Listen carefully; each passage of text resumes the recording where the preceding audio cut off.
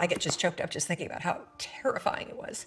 And so I found myself at the age of 41, like just feeling like a complete failure. And I would lie there. And I would think about the lien on the house, and I would think about the bankruptcy that we were facing.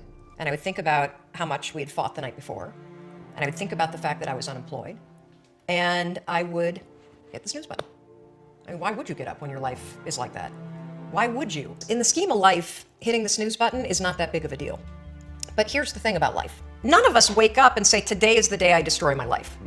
What we do is we kind of check out because it feels overwhelming. Or we check out because we're afraid. Or we check out because we start listening to self-doubt. And then we make these teeny tiny decisions all day long. We don't even realize it. Decision to not get up on time, a decision to not eat the right thing, a decision to snap at your kids, a decision to not speak in a meeting, a decision to not look for a job, a decision to not deal with your finances, a decision to not call your parents, like whatever it is. All day long, these tiny decisions that take you so far off track. And then you wake up like I did and you look at your life and you think, how the hell did I get here? And I was about to turn off the TV, and there on the TV, there was this rocket launching, and I thought, oh my gosh, that is it.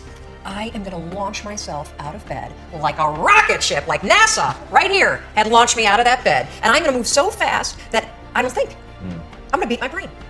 The next morning, the alarm goes off, and I pretended NASA was there. It's the stupidest story. I literally went 5, 4, 3, 2, 1. I counted out loud, and then I stood up. And I'll never forget standing there in my bedroom. It was dark, it was cold, it was winter in Boston. And for the first time in 3 months, I had beaten my habit of hitting the snooze button. I couldn't believe it, and I thought, wait a minute. Counting backwards? That is the dumbest thing I've ever heard in my entire life. Well, the next morning I used it again, and it worked. The next morning I used it again, and it worked. The next morning I used it again, and it worked. And then I started to notice something really interesting. You have about a 5-second window in which you can move from idea to action before your brain kicks into full gear and sabotages any change in behavior. Because remember, your brain is wired to stop you from doing things that are uncomfortable or uncertain or scary.